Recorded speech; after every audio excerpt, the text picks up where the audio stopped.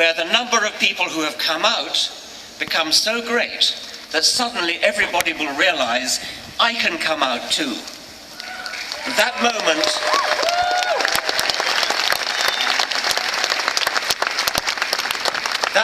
is not far away now, and I think that with hindsight, this rally in Washington will be seen as a very significant tipping point on the road.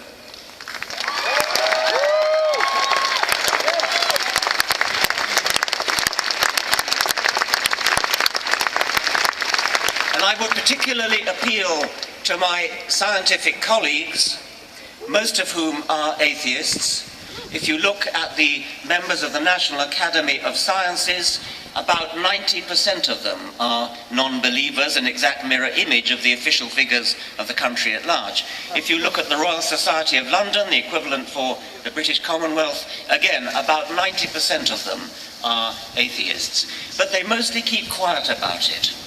They're not ashamed of it, they just can't be bothered to come out and express what they feel.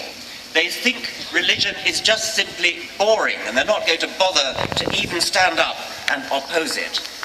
They need to come out. Religion is an important phenomenon.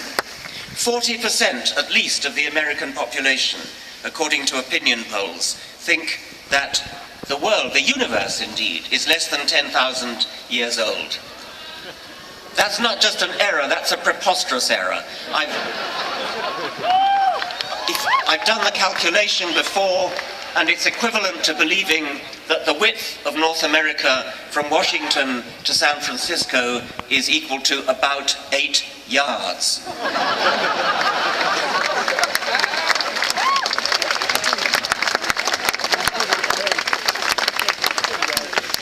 I don't know that I believe that 40% figure. It stands up, it's been apparently so for ever since the 1980s.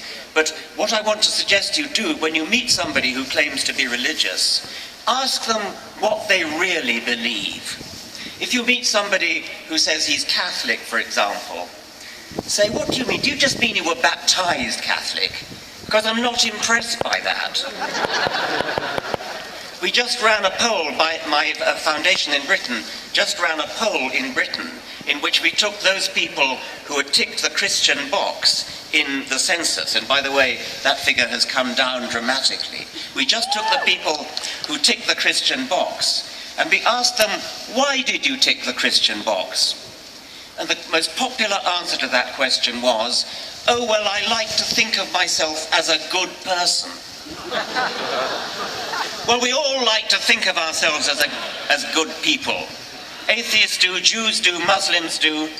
So when you meet somebody who claims to be Christian, ask him, what do you really believe? And I think you'll find that in many cases they give you an answer which is no more convincing than that I like to be a good person. By the way, when we went on to ask a specific question of these only 54%, what do you do when you're faced with a moral dilemma? Where do you turn?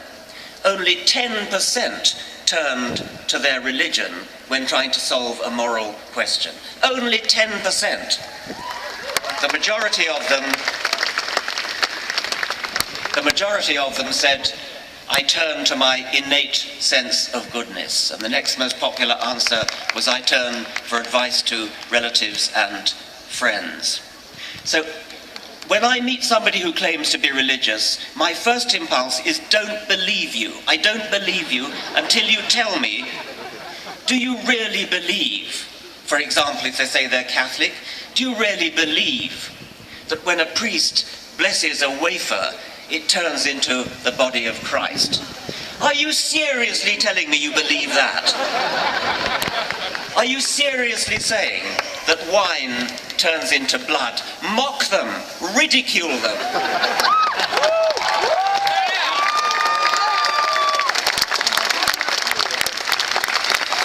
In public, don't fall for the convention that we're all too polite to talk about religion. Religion is not off the table. Religion is not off limits.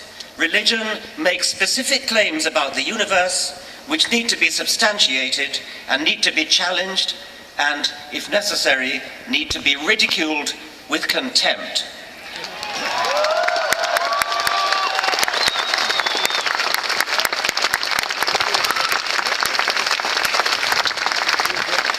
I want to echo what my colleagues from the Richard Dawkins Foundation have said. I am an outsider, but we're well staffed in America, and we're going to spread the word along with our colleagues in other organizations throughout the length and breadth of this land which is the fountainhead, the birthplace of secularism in the world. And as I said before, let's let that tradition down. Thank you very much.